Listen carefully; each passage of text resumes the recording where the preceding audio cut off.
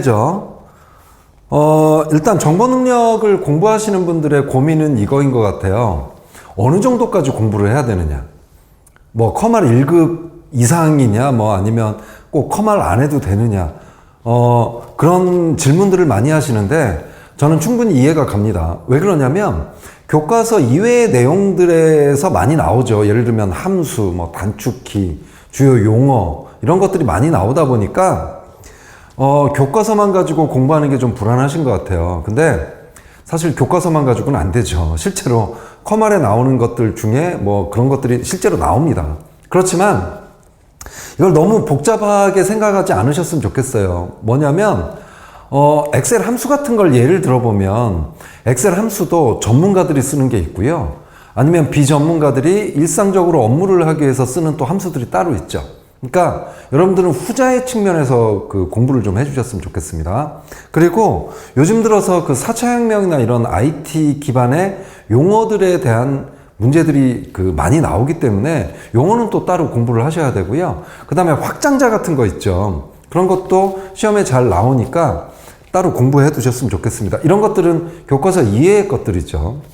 그래서 20문제를 준비를 했는데 마찬가지로 교과서에 있는 거 일부, 그 다음에 이제 커말 같은 형식의 문제 또 일부 이렇게 해서 준비를 했습니다. 일단 문제를 풀어보도록 할까요?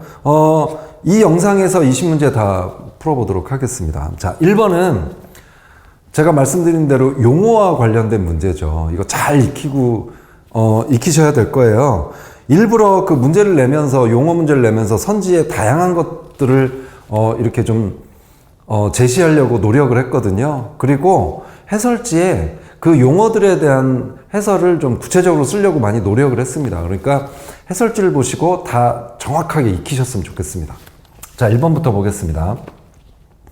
다음 중 무수히 많은 컴퓨터에 분산 저장되어 있는 문서를 수집하고, 그래서 검색 대상의 색인으로 포함시키는 기술, 또 뭐 어느 부류의 기술을 얼마나 빨리 검색 대상에 포함시키냐 하는 것이 뭐 우위를 결정하는 요소로서 최근 웹 검색의 중요성에 따라 발전되고 있는 것. 이거는 이제 크롤링이죠. 크롤링.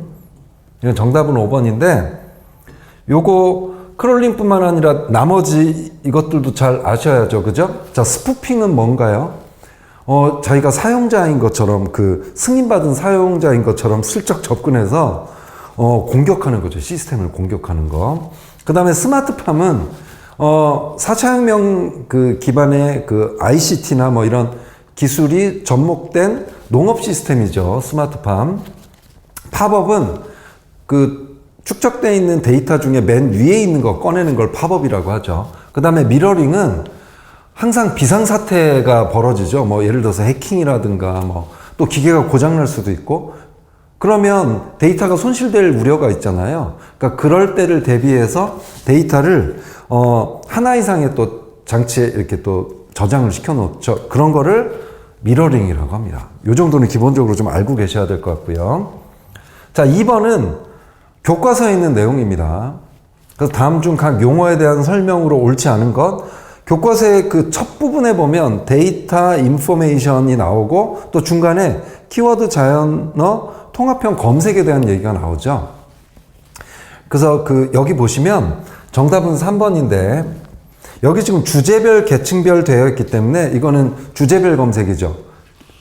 그래서 요거는 키워드 검색이 아니라 주제별. 키워드 검색은 뭘까요? 말 그대로 키워드를 입력시키는 검색 방법이죠. 그렇게 아시면 되겠고요. 데이터하고 인포메이션은 완전히 차이가 있죠. 데이터는 그냥 하나의 아직 가공되지 않은, 아직 효용성이 없는 그냥 문자들의 단순한 나열, 그 숫자나 문자들의 단순한 나열이고, 인포메이션은 이 데이터들을 어떤 목적이나 효용성에 맞게 가공된 상태를 인포메이션이라고 하죠. 그러니까 뭔가를 달성하는데 특정한 목적을 달성하는 데 필요하거나 특정한 의미를 가진 것으로 다시 생산된 것을 인포메이션이라고 합니다. 그리고 자연어 검색과 통합형 검색도 많이 나오는 거니까 잘 한번 익혀 두셨으면 좋겠습니다. 다음 3번 문제 보겠습니다. 다음 중 정보 검색 연산자에 대한 설명으로 옳지 않은 것. 이거 역시 교과서에 있는 내용이에요. 그 교과서에 있는 내용 중에 문제를 출제할 게 정보 능력 같은 경우는 사실상 많지는 않거든요. 근데 그 중에서 중요한 내용인 것 같아요. 그리고 특히 정보 검색할 때 우리가 또 많이 활용하는 거라서 중요하죠. 여기 보시면 2번을 보시면 과거 사이트를 검색할 때 2번 사이트를 검색할 때는 원래 그 뒤에 한 칸 띄고 URL을 쓴다 뭐 이렇게 나와 있는데 우리가 그 인터넷 주소창에 그 입력할 때 띄지 않잖아요. 다 붙여서 입력을 하잖아요. 그러니까 이게 잘못된 거죠. 옳지 않은 거. 정답 2번이 되는데 이런 문제는 우리가 뭐 상식적으로 지금 너무나 잘 알고 있는 거라서 크게 문제가 되지는 않을 것 같습니다. 자, 그 다음 4번. 또 역시 IT 용어죠. 이거 교과서에 없어요. 그렇지만 요즘 그 데이터에 대한 내용들이 너무나 많기 때문에 특히 빅데이터 시대이기 때문에 기업에서 많이 활용을 하죠. 공공기관도 마찬가지입니다. 그렇기 때문에 데이터와 관련된 용어도 정확하게 많은 걸 좀 알고 계셔야 될 것 같아요.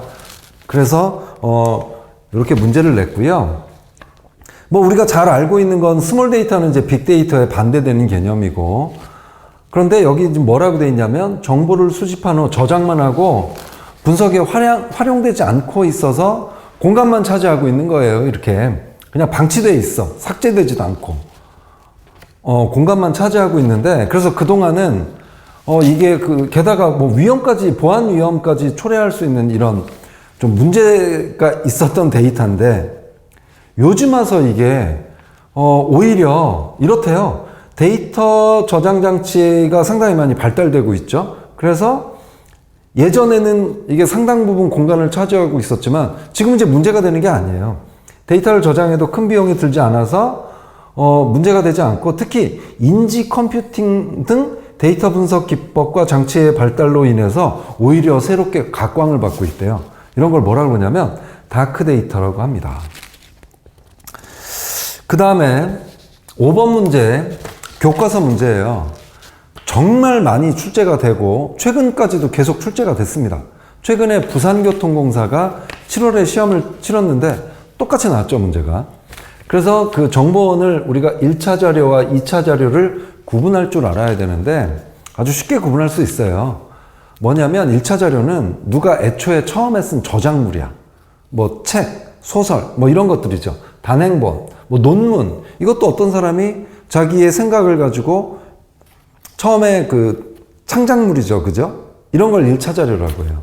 그럼 2차 자료는 뭐냐면 1차 자료를 뭐 모아두거나 약간 그거에 대한 뭐 의견을 제시하거나 뭐 가공하거나 뭐 이런 거라고 보시면 돼요. 대표적인 게 백과사전. 이거는 1차 자료는 아니지만 1차 자료들을 다 모아놓은 거죠. 이런 걸 2차 자료라고 합니다. 그래서 정답은 5번인데 여기서 한 가지 좀 더 말씀을 드리고 싶어요. 이 리뷰라는 게 교과서에는 없거든요. 근데 이번에 부산교통공사 문제에 리뷰는 그럼 1차냐 2차냐 이런 게 나왔어요. 그래서 수험생들이 굉장히 혼란스러워 했거든요. 리뷰는 1차일까요 2차일까요? 뭔가 누군가 이렇게 쓴 거잖아요. 근데 저는 이렇게 생각을 했으면 좋겠어요. 영화라는 1차 저작물이 있잖아요. 그죠?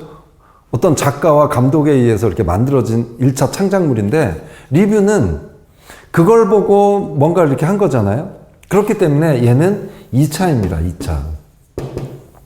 잘 알아두셔야 됩니다. 다음 6번 문제는 이제 커말에 같은 곳에서 많이 나오는 문제인데 실제로 그 출제됐던 문제를 일부 좀 이렇게 변형을 한번 해봤어요. 아주 좋은 문제라서.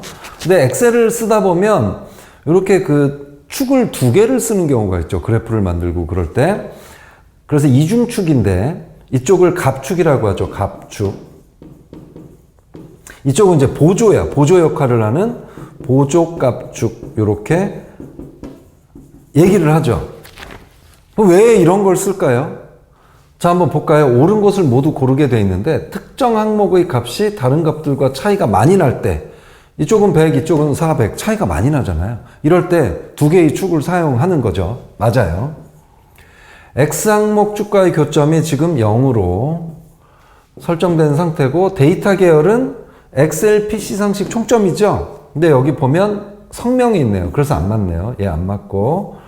갑축의 최소값을 0, 최대값을 100으로, 갑축의 0, 100으로 설정한 상태입니다. 이거 맞습니다. 그러니까 정답은 가나라. 요걸 또 잘 고르셔야 돼. 또 이거 다 해놓고 잘못 고르는 경우가 언제 있죠? 서둘러서 그래요. 그러니까 차분하게 하시면 될 것 같고요. 이것도 마찬가지 엑셀과 관련된 함수입니다.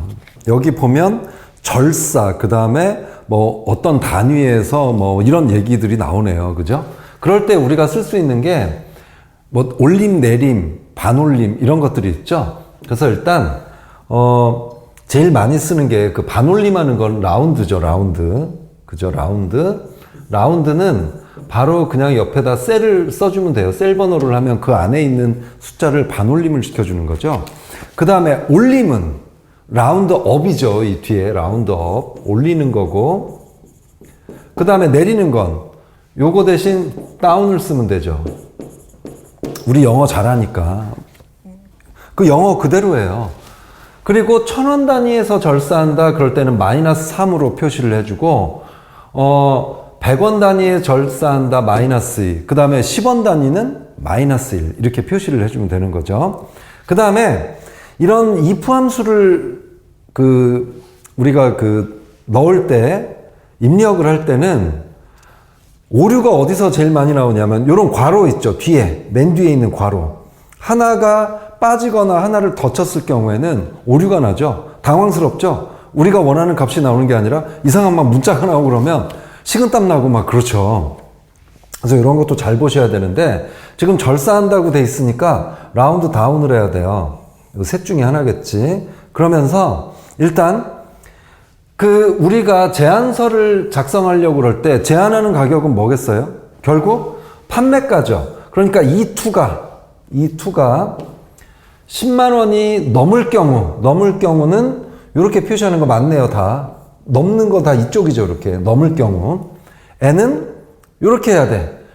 1000원 단위에서 절사하는 거예요. 그럼 절사하는 거에 대해서 E2죠. F2는 아니죠. 얘가 E2가 1000원 단위니까 마이너스 3.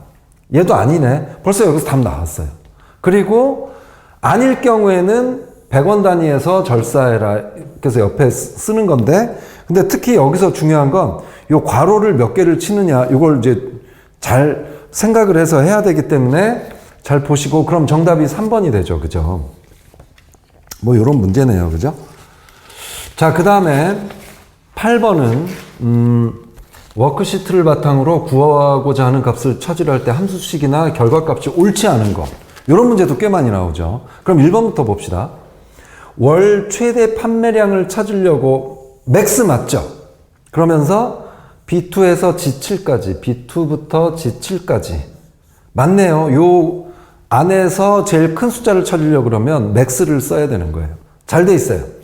자, 두 번째. 세 번째로 높은 판매량을 찾으려고 그럴 때 라지를 쓰죠. 이것도 맞아요. 그러면서 또 전체 구역을 이렇게 써주고요. 그 다음에 세 번째니까 요게 번째거든요. 입력하겠다. 요거 잘 됐어요. 3번을 한번 봅시다. 라운드 G2가 어딨죠? G2 308을 마이너스 1 했더니 결과값이 이렇게 올리는 거죠. 310 나오는 거 맞습니다. 라운드 함수가 그렇죠. 이러면서 함수 하나씩 익혀가는 거야. 그 다음에 1팀의 상반기 총 판매량을 알아보려고 썸 맞네요. 총 판매량 1팀 여기 그럼 당연히 썸 하죠. 그러면서 B2부터 G2 요렇게 구역을 해주는 거 맞네요. 그죠? 그 다음에 5번 월 1000개 이상 판매한 횟수를 찾으려고 그럴 때는 카운트에다가 if를 하면서 조건을 주는 거잖아요. 그냥 카운트하면 해당되는 그 숫자가 있는 셀 개수를 세는데 조건을 주려고 그러면 카운트 if를 해야죠. 잘했어. 그러면서 여기 전체 B2에서 G7 한 거가 잘했어. 근데 1000개 이상이니까 이렇게 표현하죠. 1000개 이상. 그리고 숫자는 항상 뒤에다 집어넣죠. 그런데 입력했어요. 잘했죠. 근데 뭐가 하나 빠져 있어요. 이렇게 조건을 집어넣을 때는 양쪽에 이렇게 큰 따옴표를 집어넣어 줘야 됩니다. 그래서 이건 정답이 5번인데 요거는 큰 따옴표가 안 들어가서 잘못된 거죠. 그래서 5번이 정답이 되겠습니다. 자, 그 다음에 10번입니다. 이것도 용어 문제죠. 용어 문제를 좀 많이 내려고 노력을 했어요. 많이 알아두셔야 될 것 같아서. 그래서 킬 스위치라고 되어 있습니다. 킬 스위치.